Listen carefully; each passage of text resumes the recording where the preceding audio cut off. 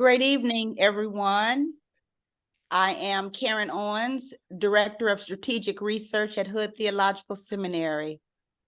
Welcome to the sixth and final session of Critical Race Theory and the Church, Unpacking Race and Racism in Religious Spaces. You know, we've covered a lot of territory over these last few weeks, and tonight we will complete the session on the role of the church in social justice. And we're going to spend a great amount of time in open discussion led by our facilitator, Reverend Dr. Samuel Oliver, Jr. The free-course offering is presented via the Pathways for Tomorrow initiative of the Lilly Endowment, Incorporated. And as always, we remain very grateful for this tremendous turnout that we've seen over these weeks on this important subject. And we're going to ask that you, again, please keep your devices muted throughout the session unless you are speaking. And as with the other sessions, the PowerPoint slides, the chat conversation, and the recording will be sent to you following the session. Many thanks are extended to Hood Theological Seminary President, Dr. Virgil Lattimore, Mr. John Everett, Ms. Kelly Bryant, and Mrs. Sandra Oliver for their valued assistance and support. And I'd like to extend a few minutes to President Dr. Virgil Lattimore to share with us a few words. Dr. Lattimore. Thank you, Dr. Owens. And of course, you can't leave out yourself as having been a masterful facilitator of this process, and congratulations to you as well. Dr. Sam Oliver has provided a well-grounded and illuminating presentation that has expanded what is described in the public square as and the social media as critical race theory. He has done this with the use of social science and historical methodology, but most importantly, he has done this through the lens of theology, moral justice, and redemptive relationships. He has spoken as a pastor, also as a scholar, and we are proud to call him Hood Scholar Pastor or Pastor Scholar. And we thank you as the audience for your indulgence over these many weeks, for journeying with us at Hood as a place of both hospitality, healing, and holiness. So thank you, Dr. Owens, for this privilege. And thank you, we thank you, Dr. Oliver, and call him Professor Oliver, but thank you, Dr. Oliver, for your diligence and your discipline and your fine work. Bless you. Thank you, President Lattimore. And I'll now turn it over to our facilitator, Reverend Dr. Sam Oliver, Jr. Dr. Oliver. So again, good evening, everyone, and thank you for your patience. As has been noted, we have made it to week 6 of this didactic / seminar, and I truly want to extend my appreciation for your patience in indulging me as we have made our way through this topic, one that is not without a lot of angst within society, but I think one that is truly timely. And so thank you for your attendance. You've been very steadfast in your attendance, so I am grateful to everyone. And as always, I'm truly grateful to my proud alumni organization, Hood Theological Seminary. Dr. Lattimore, we're going to put it on a t-shirt one day, but I keep telling people it's the only time I went to school where I had fun. And so I put that out there. Again, Hood Theological Seminary was very fantastic in equipping me and helping me to get to this point. And I thank the school again for giving me this opportunity as we've made our way through this topic. So tonight, we are culminating this topic And as Dr. Owens mentioned in her intro, and as I mentioned last week, we kind of called a little bit of an audible for this week's session in that and a lot based upon your feedback over the course of the last 6 weeks, we decided to alter week 6 format a little bit. And I think it's important, especially on a topic like this. You've heard me drone on now for 5 sessions.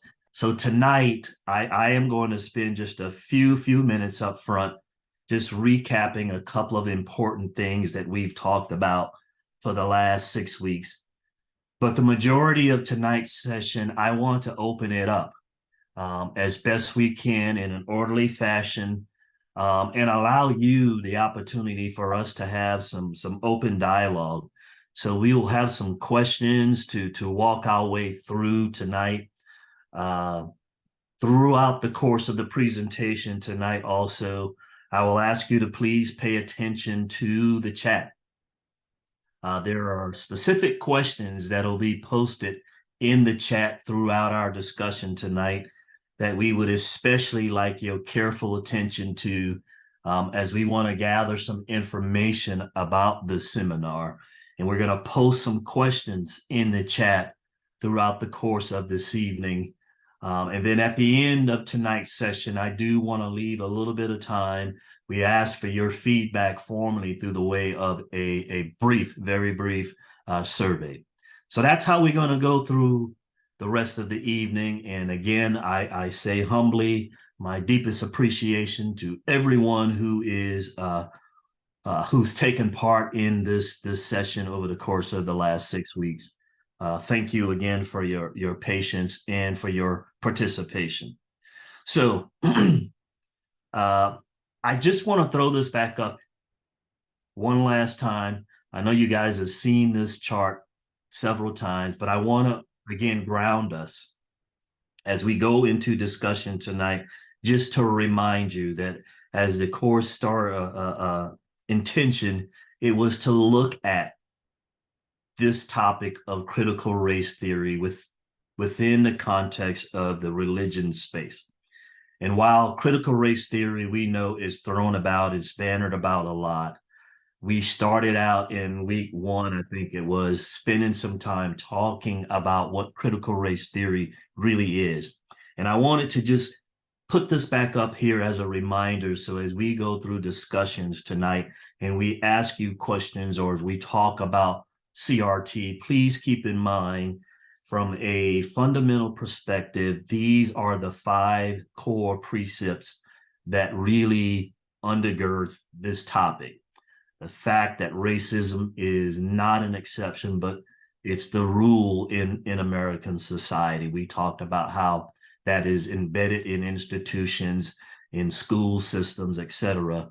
And so we have to remember, when we're talking about it, critical race theory looks through the lens of institutions, not necessarily as an individual thing, right? The second principle is the fact of this topic, though, this theory we call interest conversion, which means that the dominant majority within a society rarely makes any concessions to the minority unless it benefits them. So in other words, if it's something that the people who are oppressed or in the minority are seeking, rarely does it come about through true altruism or people just wanting to do what's right. Their contention is when it converges with something that they want, we see it happen. And we talked a lot about how the Supreme Court case of Brown versus Board of Education was highlighted as a prime example of when it was in the interest of the core United States, they did pass this law. And then the other thing we talked about is race is a product of social construct, which shouldn't be a surprise to anyone. There are no genetics, or there is nothing biological that separates us from the premise of race. And so race is a social construct. It's invented by man. The Bible certainly has ethnicity as part of something that it talks about, but race is not in the Bible. It's not something that is biological. It's something that man-made.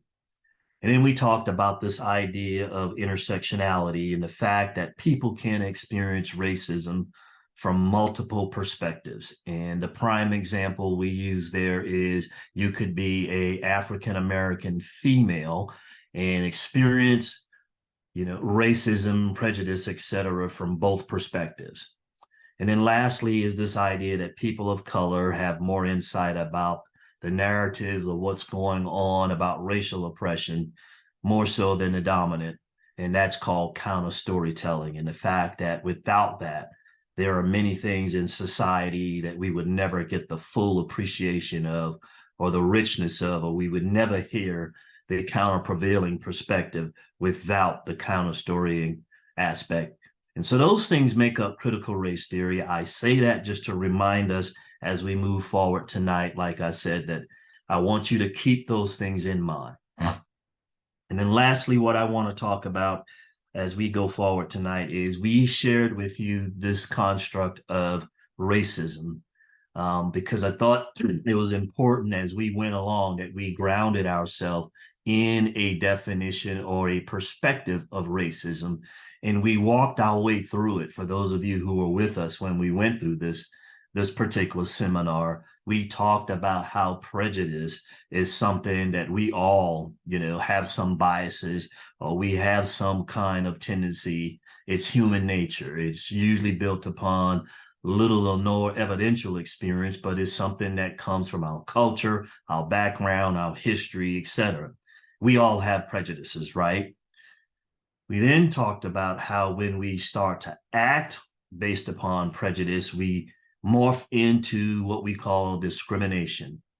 And so that's when we start to see people ignoring, exclusion, other acts start to come to a front when we start to act upon our prejudice.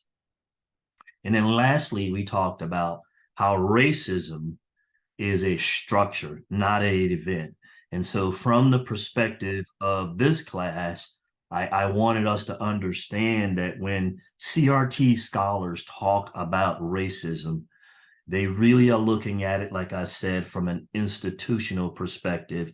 And what they highlight and what they emphasize is in order for racism to occur, you have to have a racial group whose prejudice is backed by both institutional control and power, and they have to have the legal authority to do that. So when these collective things come together, then you have racism. And so I just wanted to share those as a backdrop tonight as we move forward and we go into our open discussion.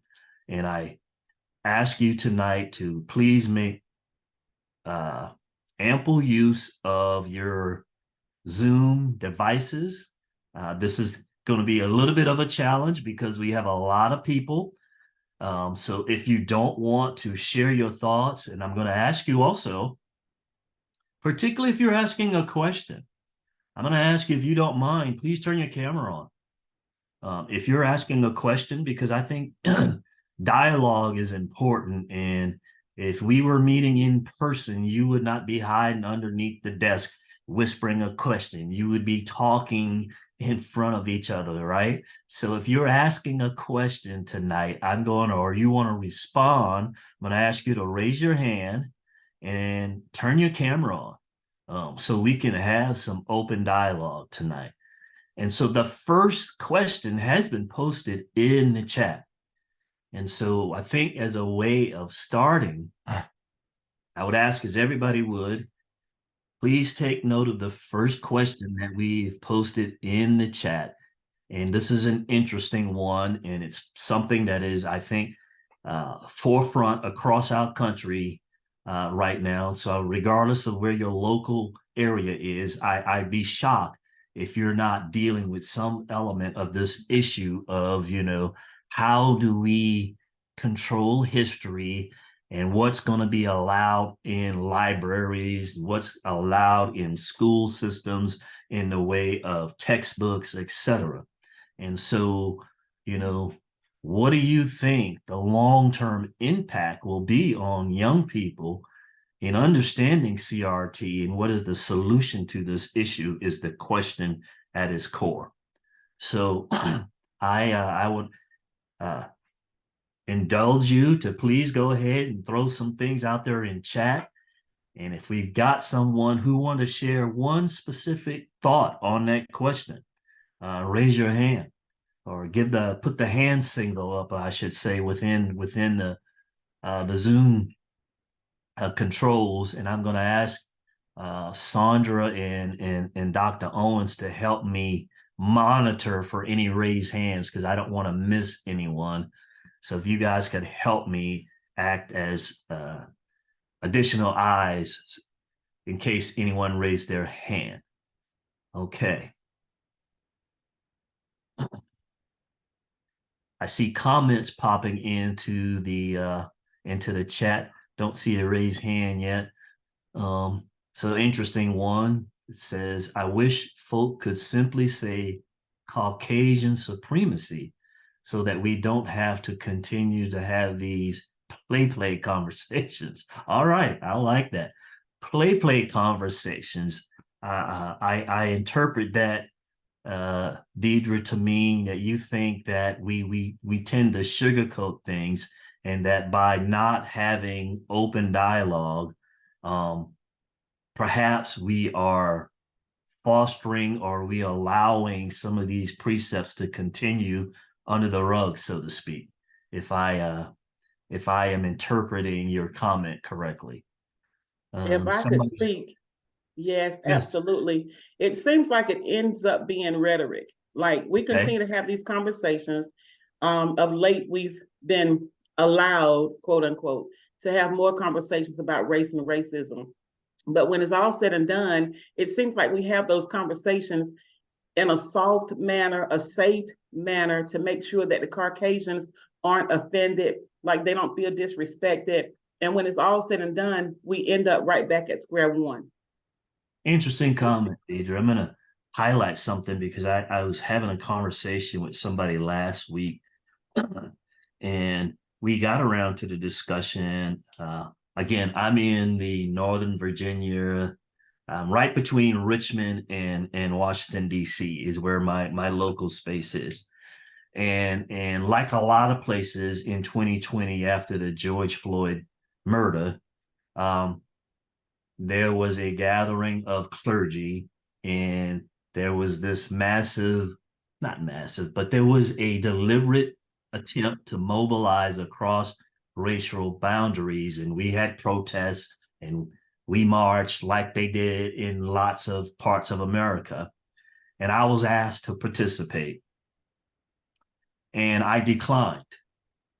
I declined because my question, so I'm kind of agreeing with Deidre here a little bit. My question to the group was, I will participate when I see a clearly articulated statement of intent, and I wanted to see what kind of concrete actions this group was going to take.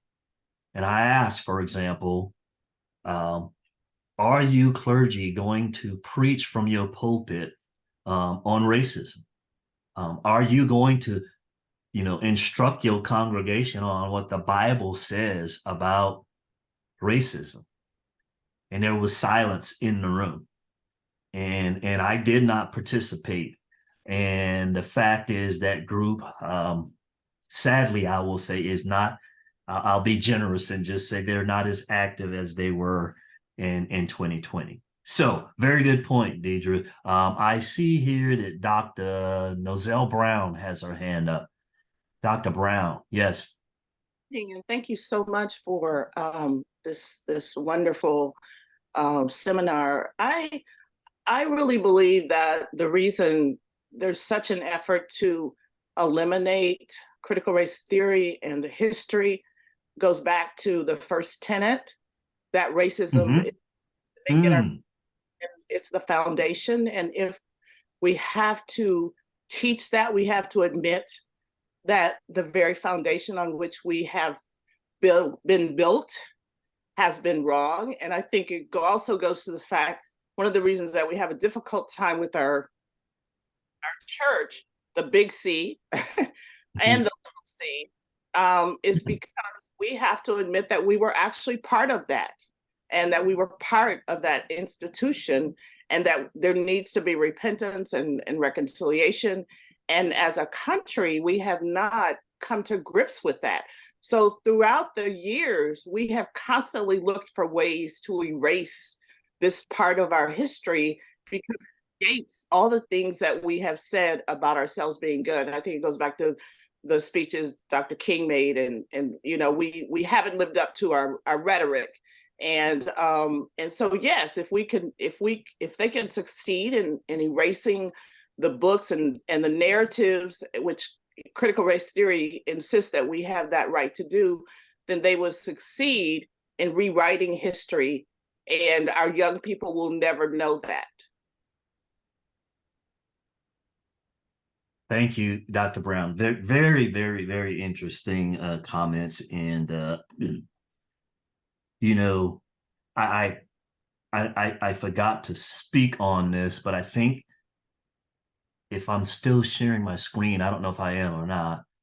I have the word cloud up there that I created based upon a simple question I threw out in week 1. And that was, why is it so difficult to talk about racism? And I think a lot of the things that you mentioned, they're embedded in a lot of the comments that you guys provided that made up this word cloud. And, it is a difficult topic. It makes people uncomfortable, but it doesn't mean it goes away because we don't talk about it, right?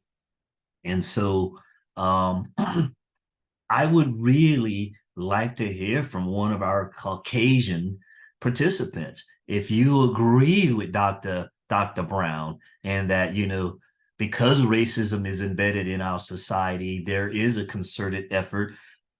Does it make you feel uncomfortable to have open dialogue about racism? And I'm not picking on anyone. I'm just wanting us to have a pure and honest, conversation. And if you don't want to speak, if you want to put it in chat, that is fine.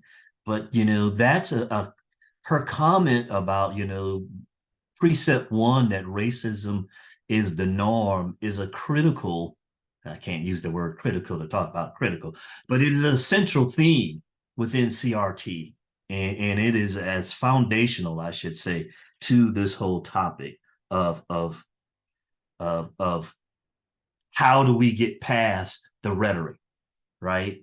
If we're not going to even talk about it, then we're always going to have platitudes, and we will do things like 2020, and then we will go back to doing things the old ways. Terry Hambrill has her hand raised. Terry Who Hambrill. does? Terry Hambrill has her hand raised. All right, Yes. Terry, please, yes. Okay, I'm not speaking for all Caucasians, okay? But it's We a won't hold you to question. that, Terry. Okay.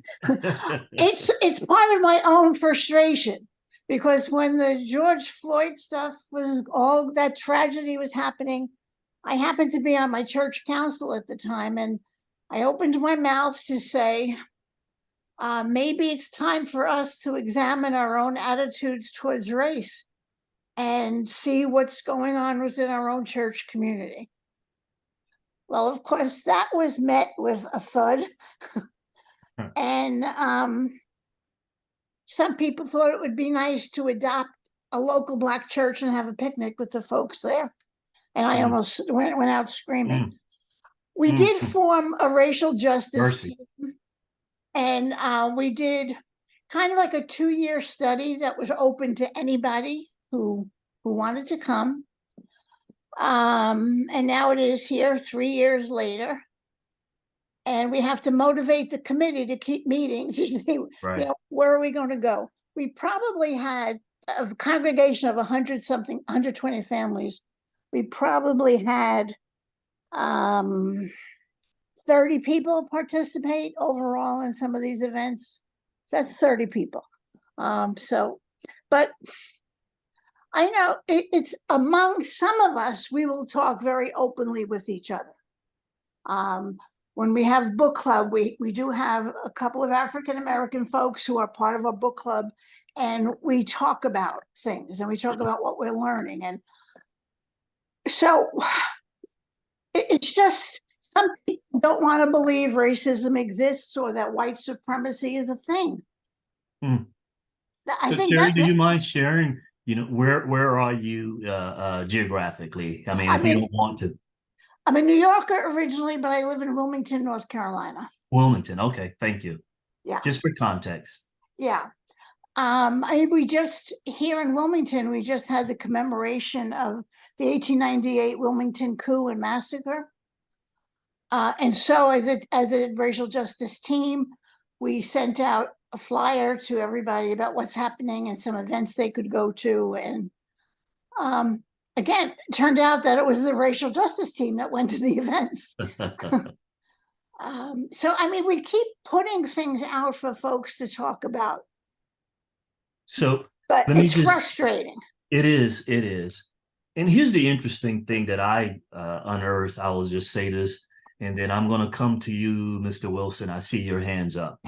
So when I did the research for this DMIN project, and it was a diverse group of churches and pastors, and one of the takeaways is, the term CRT is a very charged word within our society. And if you talk about some of the precepts without ever linking it to CRT, the conversation changed.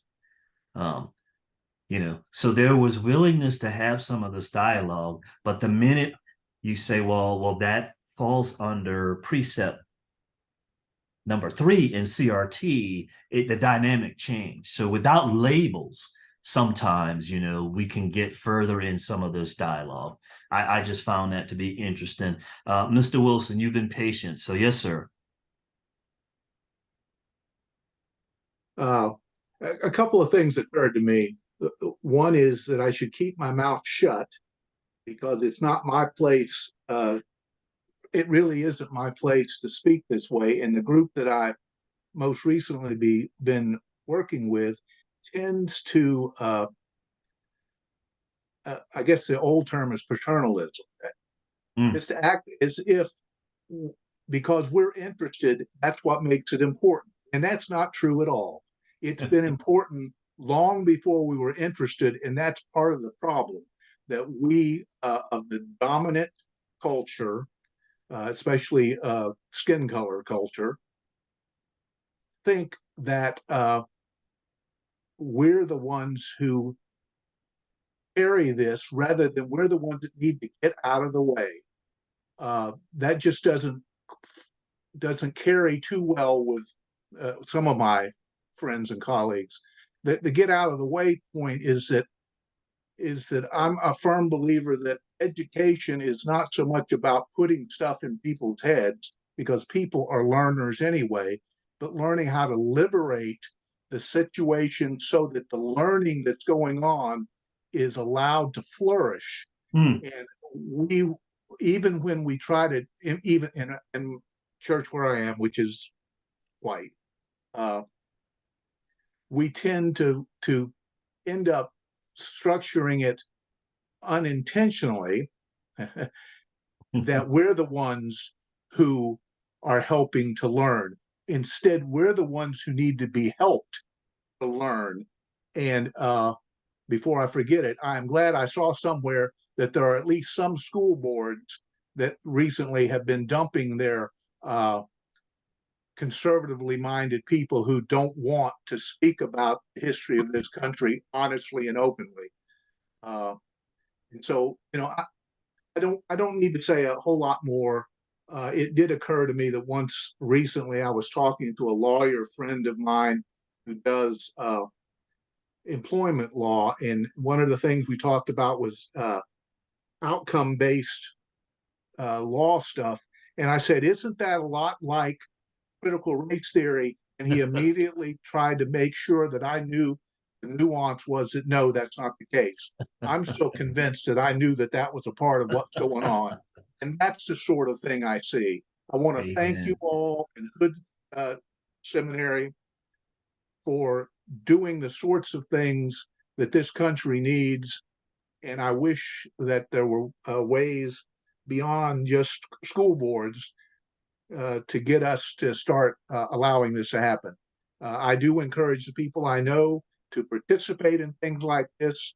I try to read books that call my life into question, and I really do appreciate giving me the chance to speak. I'm sorry I spoke so much because really, No, tonight I is about understand the idea that you can be uh, another thing that you well know and spoke to. The people I talk to have difficulty understanding systemic. They still think that morality between persons is what the issue is. They don't understand that structures are bigger than, and the idea that the part is, the whole is bigger than the parts. All of that makes so much sense to me. But a lot of the people, especially I admit that I've been in white churches. Honesty, one of the greatest things in my life was I got to spend for about half a year. I pastored a Black United Methodist congregation, and they taught me more than I'll ever learn. And they taught me how to learn stuff better there than anywhere I've been. They accepted me as a part of the whole, and I just don't know how, other than to talk about that uh, we white types, it's really hard to get to jettison that, to get beyond it, to understand. And so again, sorry, Yep. really, Thank the you. great thing you're doing. Thank you for Great giving me a chance comments, to and say we, something. we certainly appreciate your openness and your candor, Pastor Wilson. Those were spot on. You know, I wish I could get more of my Caucasian brothers to read Robin DiAngelo's White Fragility, because she speaks to a lot of the issues that we've been talking about for the last 10 minutes. But I need to get a couple more people, I think.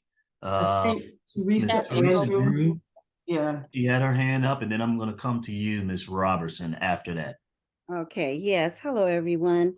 I wanted to address the question about how do we control history and what will this long term impact be?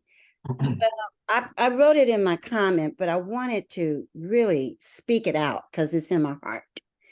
And I am 81 years old. And Wow. I was born in Birmingham, Alabama. Of course, we had to leave there. And my parents came out here in the mid-40s. And I attended Los Angeles Unified School District schools. And I'm going to tell you right now, when all this critical race theory started, and they started talking about taking books out of the classroom that had anything to do about Black history or slavery or just telling the truth, it just really, I almost went into a lockdown because I was so emotionally, and you can tell I have a little emotion now. I was so emotionally impacted because that was my life. Student in Los Angeles Unified School District in the land of the free. We saw no Black books, no reference to, and at that time we weren't Black. I forgot what we were, Negro, colored, one of the two. And we saw no one that looked like us in any shape or form, only if we studied Africa. And then everyone had on little skimpy, little torso things covering them, and just crazy stuff. And I thought about that when all this stuff about taking the books out of the schools, and I said, no, I was literally screaming in my kitchen, no, do not do that.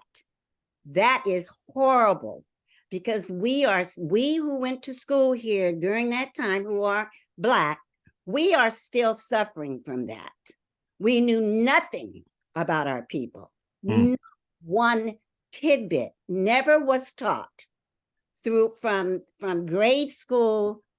I started here in the first grade because I had kindergarten in Birmingham.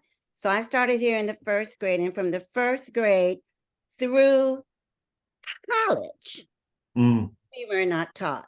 College was a whole nother story here in Los Angeles. the racism is systemic. And I know that it is because I had great friends at the college that I attended. And we had a big project to do in an 8-unit class. And I did it and I received a C. Okay. Mm. My friend the next semester, who was white, asked me if he could see my project. I said, of course. I loaned it to him. He turned it in and he received an A. So I know that it is systemic. It is definitely systemic. And to have this happen now, at this time, while we are still dealing with civil rights and systemic racism, to have this idea of pulling these books from the library and from our children's schools is ludicrous. It's crazy. And it has to be stopped. And I don't know what to do to stop it. So I'm going to come back to that in a little bit, Ms. Drew, but thank you so much for sharing. You know, we all know Birmingham is, you know, it's right with history in this topic. So, you know, God bless you and thank you for sharing. Ms. Robertson, I think you have your hand up. Is that correct? I Kathy? do. Yes. Yes. Yeah, a bunch of ideas have sort of gone through my head, so I'm not sure which one I'll chat about at the moment. But I think somebody said in the chat that white people don't know and they just don't want to believe it. I think that actually, and I'll just sort of speak to my personal family, a lot of white people actually don't see it because you're living in a society that is so steeped in whiteness, and they don't see it. And there are things of, you know, So that's CRT meritocracy. principle 1, right? That we were talking about. Absolutely. Right? Yeah. And so then there just becomes certain things that are triggers for people. And so they don't listen then to other things. You say CRT, you say white privilege, you know, you say certain things and then it just triggers white people and their ears sort of shut down.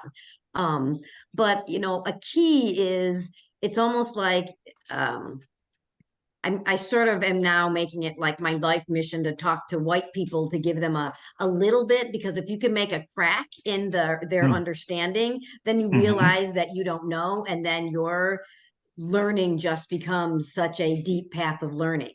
But until something happens so that white people can see something, then it's really easy to not see it. And so, especially when you've grown up, you know, in the middle class suburbs that we benefited from, that people of color couldn't, with white flight, you know, with all of that, like, people don't necessarily see it unless they start hearing more things and believing more things, whether it's through their faith or through somewhere else, or relationships. And it's very easy for white people to be in white spaces where they really don't have any interactions with people of color.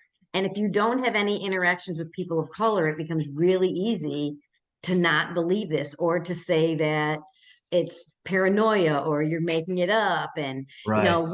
you're like, I've never owned a slave, like, and you were never a slave, you know, so it doesn't count. Or we passed the civil rights, all of that happened in the 60s. How can this be happening? And so it's easy to not see it if you don't want to see it. And so it really takes a tight relationship of someone to be able to talk to a white person and say, here's what you need to see, because then with the white fragility and all the other feelings that sort of come along with it, right, then you just help people understand that it really is systemic, and you can see the laws and all of those things that have passed that have made it just worse and worse and worse. And so it's hard to, I think, once, as a white person, once you've seen it and you start to see it, you can't unsee it.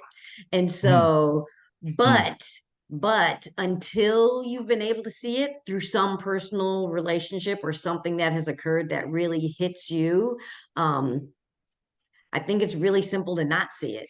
It's scary, but it's simple to not see it, because, and then you just have people who become hyper they become hyper with now you're pushing these other agendas, which is where the banning of the books come from, or critical race theory. You're teaching my, third grader critical race theory, and you're like, so you obviously don't know what you So, mean. so we talked about it, right? The fact that, we tend to swim in lanes with people who think like-minded, right? So Yes, there's yes. very, few opportunities for us to have a more rich perspective. And that's why I challenge people in the religion space, right? Because we have a common foundation in the gospel. And I personally am frustrated when there is a concerted effort, because the gospel is more than talking about race. I get it. But when there's a concerted effort to separate them and say, well, I'm never going to bring that into any of my theological discussion, I want to have a debate at that point. Okay. So that's why I'm grateful for Hood, because we're marrying those two things together.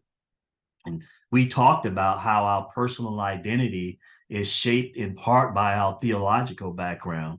And so the fact that we are separating them, I think, is an injustice to the word of God personally. We have to embrace the full counsel of the gospel.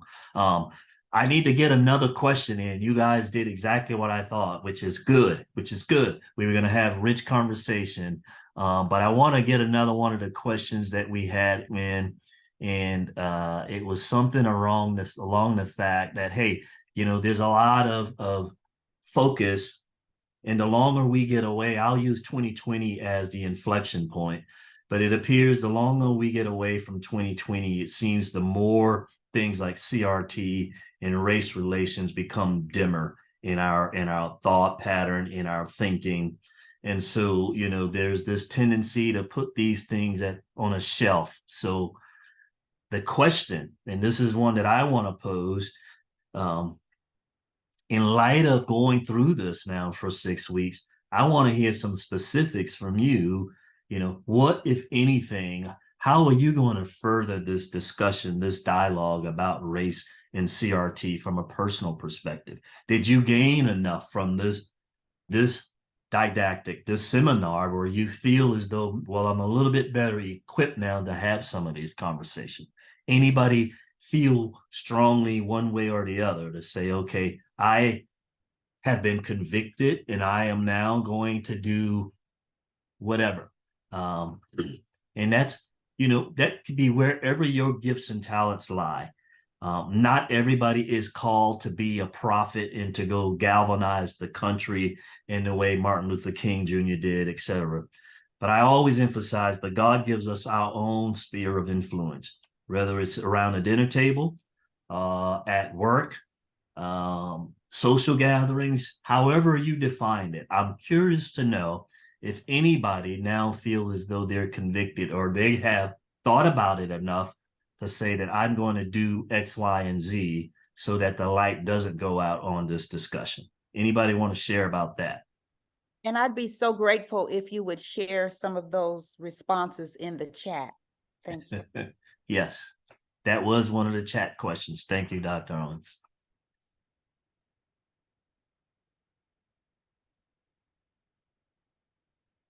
Now I see Deidre and Kathy's hand. Are those hands still raised from earlier? No, mine is new. I just wanted to respond to something that Kathy had said, Okay.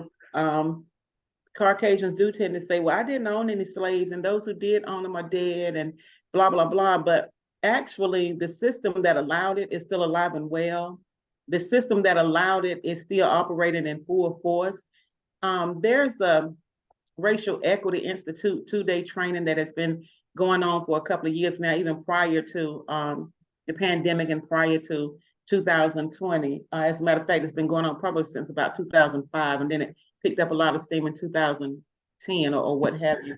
But we tend to want to pacify the situation and make sure that we get the Caucasians off the hook, but it's not them that's on the hook. It's the government that allows it. The government allowed it. The government is still allowing it, and it's still detrimental to us as Black people. they have a grant for this and they have a grant for that, and they offer all this money. But at the end of the day, when all the grant money is spent, when all the food banks have closed, when all the whatevers are done, Black people are still in the exact same predicament that we've been in from the very beginning. I don't care how many Black judges you have, Black Supreme Court justices you have, the outcome for us remains the same. Why? Because there's such thing as Caucasian supremacy that has been allowed to fester in this country for centuries. And as long as it's unaddressed, we're going to still have the same outcomes. Great. Thank you, Deidre. Did I miss anyone? Kathy has her hand up. Oh, I'm sorry. That's right. Kathy did have her hand. Right. Yes.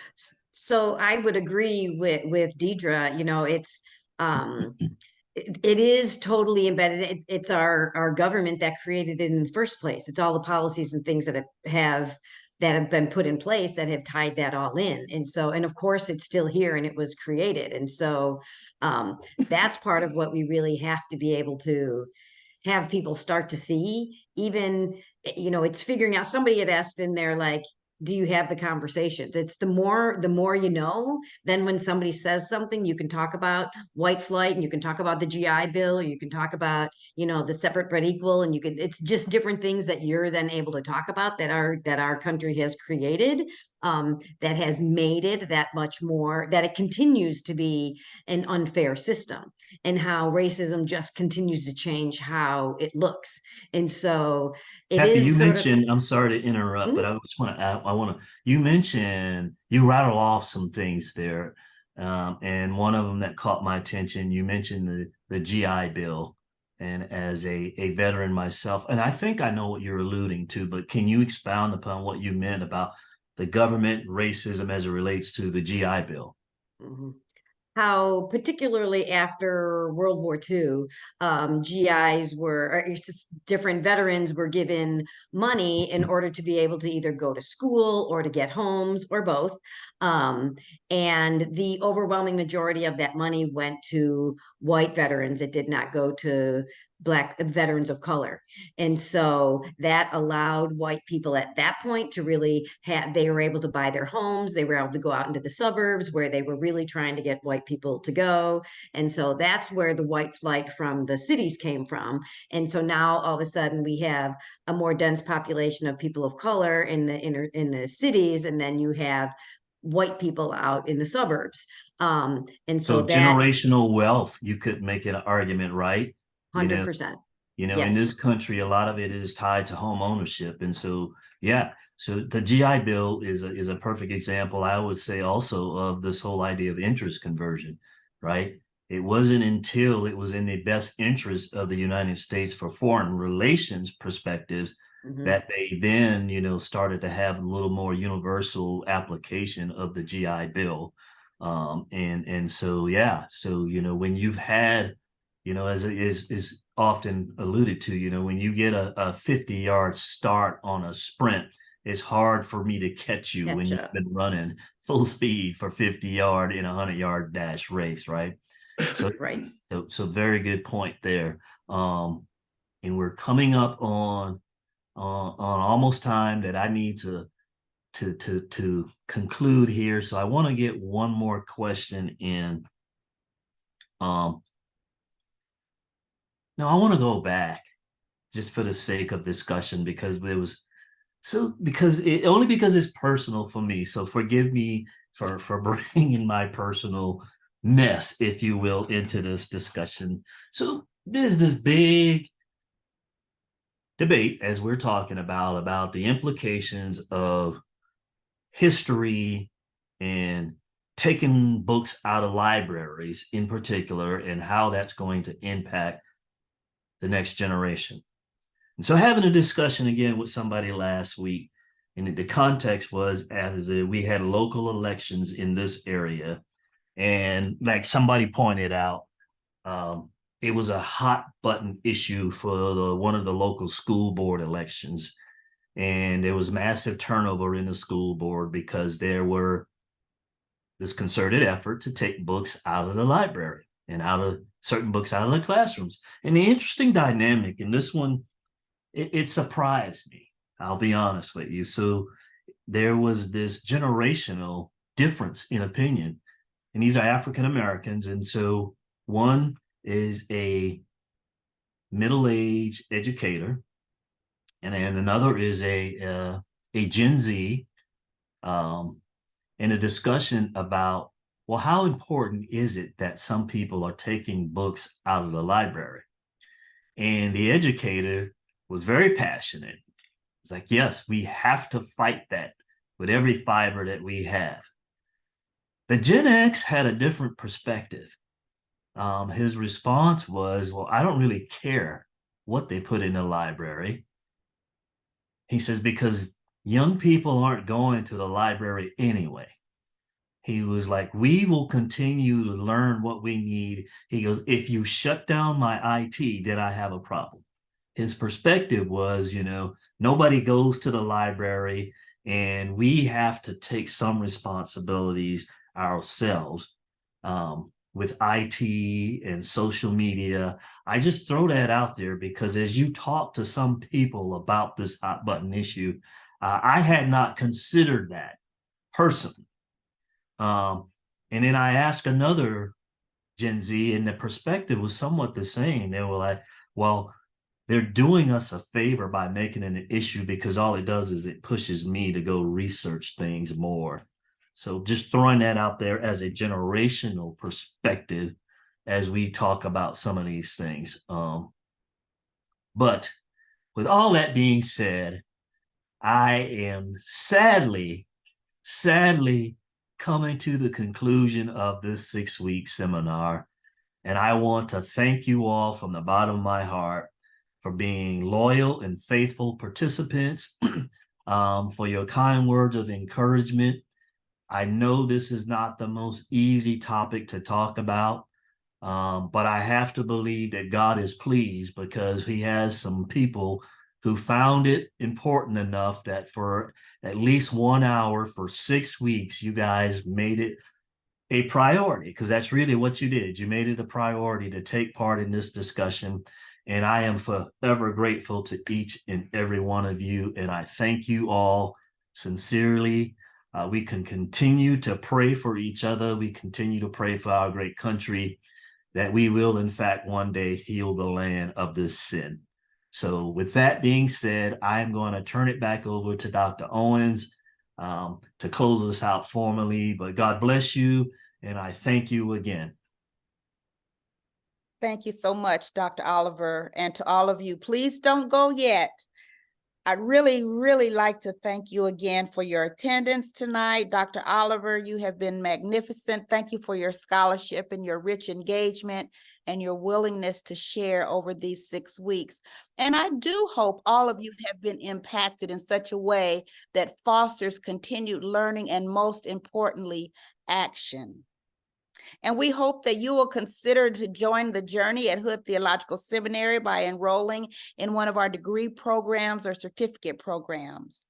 And then finally, our next series will begin in February 2024, which will include the teaching of the book, The Politics of Jesus, facilitated by its author, Dr. Aubrey Hendricks Jr., and registration will begin in late December. So please be on the lookout for the Evite invitation in your inboxes.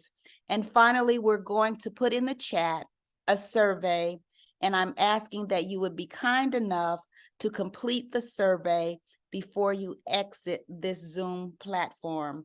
Again, thank you so much. Let's continue to do the work. Let's keep each other in prayer.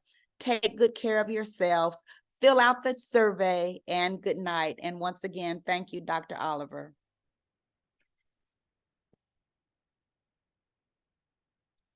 I have a question. When you Yes. ask to attend all the sessions, does that mean, do you listen to all the sessions, or did you actually attend in person? Either one. You can put either one. Yeah. All right. Thank you. Thank you.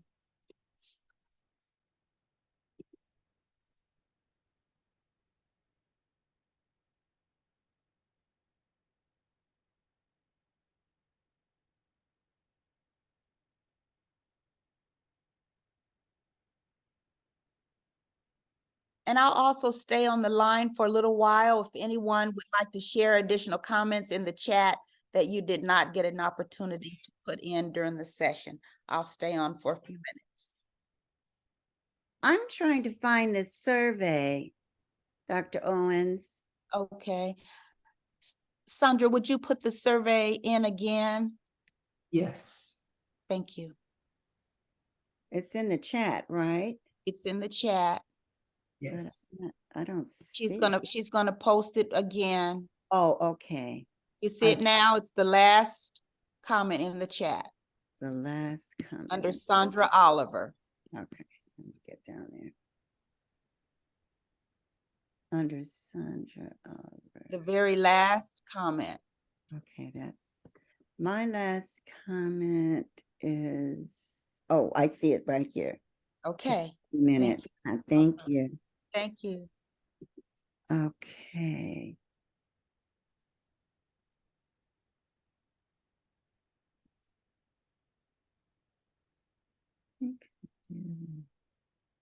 And is it Dr. Weber that has an anthology?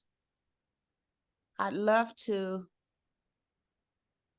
be able to obtain a copy of it if you'd like to share it.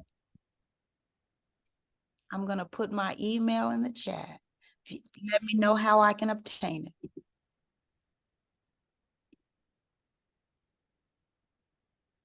Which ones did I miss? This recent ink.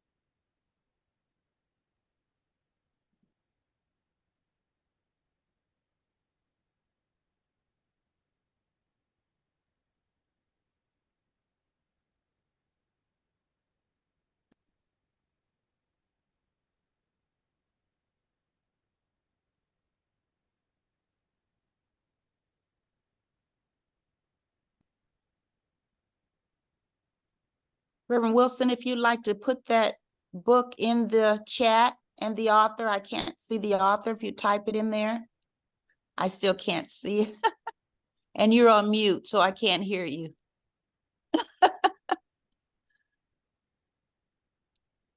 You're still on mute. So it's Yeah, Christians. it's Hendricks, Christians Against Christianity, and I Oh, don't have my thing flipped. okay. Oh, Yeah, Dr. Overy Hendricks. Yes. That's the Aubrey Hendricks you're talking about. Yes, that's thank you. right. That's right. Appreciate it. Okay. All I right. just wanted Hope to make to see- sure of that. Thank you Yes. for giving me a chance to figure out what I was doing. Okay. Thank you. Thanks.